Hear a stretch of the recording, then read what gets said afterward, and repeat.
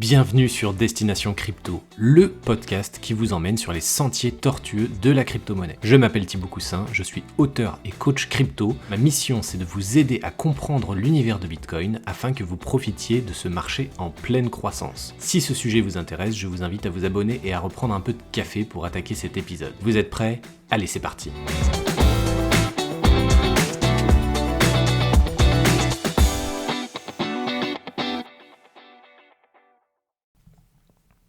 Bonjour à tous, bienvenue dans ce nouvel épisode de podcast. Aujourd'hui, petit épisode solo où je voulais vous parler un peu de l'achat de crypto-monnaies. On est dans une période assez intéressante et sans vouloir vous inciter à acheter de la crypto-monnaie, mais si à un moment donné, dans votre stratégie, vous devez acheter de la crypto-monnaie, une question va forcément se poser, qui est de savoir où est-ce que je l'achète et si possible, il faut que je trouve une plateforme qui me permette d'acheter ma crypto-monnaie sans payer trop de frais de transaction. Et ça, effectivement, il y a tellement d'outils maintenant qui permettent d'acheter de la crypto-monnaie qu'on a du mal à déceler finalement quelle est la meilleure plateforme pour acheter pas cher des crypto-monnaies.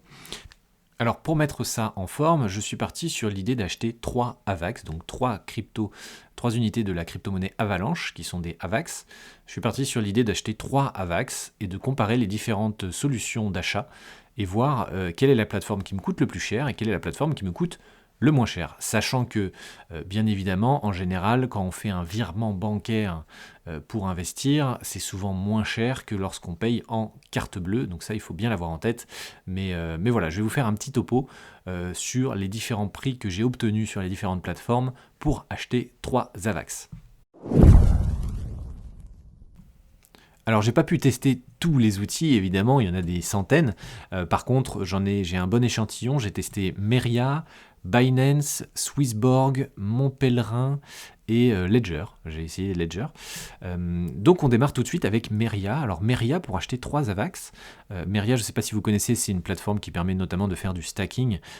Et à ce titre, vous envoyez soit vos tokens directement sur une adresse que Meria vous communique pour faire du stacking, soit vous pouvez acheter directement vos tokens sur le site internet. Et quand j'essaye d'acheter 3 AVAX sur Meria, j'en ai pour 112 €, un peu plus de 112 €. Donc ça fait assez cher, hein. Je crois que les frais sont à peu près à 4%, les frais d'achat. Et donc voilà, 112 € pour Meria, donc c'est pas fou.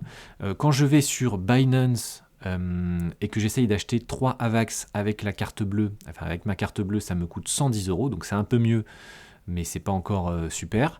Quand je bascule sur l'option du virement, donc pour alimenter en euros et ensuite convertir en AVAX, là j'en ai plutôt pour 107,45 €. Donc c'est effectivement que ça commence à devenir très intéressant. Et l'avantage, c'est qu'en général, on a un compte Binance, donc c'est une solution qu'on privilégie en général. Donc voilà, Meria, c'est pas terrible. Binance, c'est un peu mieux quand on passe par l'option virement, hein. Donc on considère qu'il faut attendre un peu plus que quand on passe par une CB. Autre alternative, j'ai essayé sur Ledger. Alors sur Ledger, on ne peut pas acheter d'AVAX. Ce n'est pas compatible. On ne peut pas acheter directement sur Ledger Live des AVAX. Donc voilà, un peu bloqué, mais je sais que les frais sont aussi élevés, quasiment de l'ordre de Meria. Donc c'est pareil, ce n'est pas une bonne alternative pour acheter directement des crypto-monnaies. Et ensuite, j'ai essayé Swissborg et Montpellerin, où là, je suis agréablement surpris parce que sur Montpellerin, j'en ai eu pour 106 € dans la simulation d'achat de 3 AVAX. Donc c'est ce que j'ai trouvé de moins cher avec Swissborg où c'est plutôt une application mobile.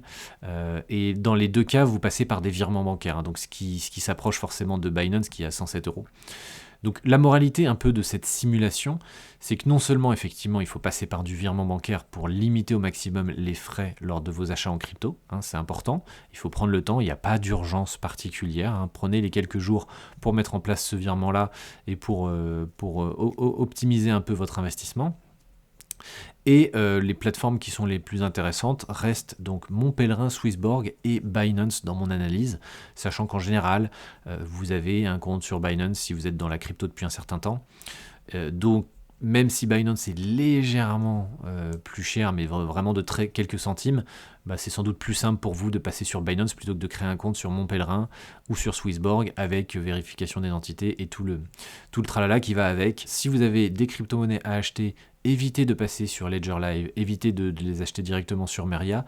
Privilégiez une option où vous allez faire un virement bancaire, donc vous allez ajouter en bénéficiaire l'organisme, vous allez envoyer l'argent en mettant en référence dans le virement un code que en général on vous fournit. Mon Pèlerin va vous le fournir, Swissborg vous le fournit, Coinbase vous le fournit, enfin voilà, en général c'est assez clair. Ensuite les euros, une fois qu'ils sont arrivés sur votre compte, vous investissez et là en général c'est beaucoup moins cher. Et ensuite, si vous voulez utiliser Ledger Live ou Meria, vous envoyez les crypto-monnaies directement sur vos wallets respectifs. J'espère que c'est un peu plus clair. C'était un épisode assez court, assez synthétique, juste pour vous montrer les différentes options qui s'offrent à vous quand vous voulez acheter de la crypto. Et surtout, l'avantage de passer par des virements bancaires contrairement aux cartes bleues. Donc voilà, après c'est à vous de voir en fonction de votre stratégie. Si vous êtes pressé parce que vous voulez sauter sur une occasion et que vous voulez vraiment être rapide et efficace, et à ce moment-là, privilégiez la carte bleue et acceptez de payer des frais supplémentaires ou passer par d'autres organismes, des intermédiaires qui vous créditent directement vos crypto-monnaies, on va dire.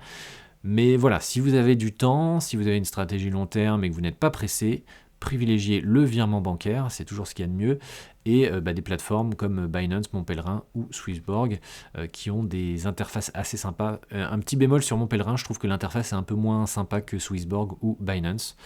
Mais voilà, après c'est vraiment un ressenti personnel. J'espère que ça vous a plu et j'essaierai de vous faire comme ça des petits épisodes un peu synthétiques d'une petite dizaine de minutes sur des thématiques qui semblent importantes. L'achat de crypto c'est fondamental et les frais appliqués sont très importants, donc il faut le prendre en compte dès le début dans votre stratégie pour éviter de vous faire grignoter votre capital à petit feu comme ça, que ce soit sur les achats ou même sur les transferts. On verra que sur pas mal de blockchains, il y a des problèmes de congestion et donc des frais de transaction qui augmentent et ça bouffe petit à petit le capital, tout comme quand vous faites du trading, vous avez des frais pour chaque transaction que vous passez, et vous devez les réduire au maximum pour que vous soyez rentable et que vous soyez le plus efficace possible dans votre investissement. Voilà, donc c'est la fin de cet épisode, j'espère que ça vous a plu et moi je vous dis à très bientôt pour le prochain épisode. Salut à tous.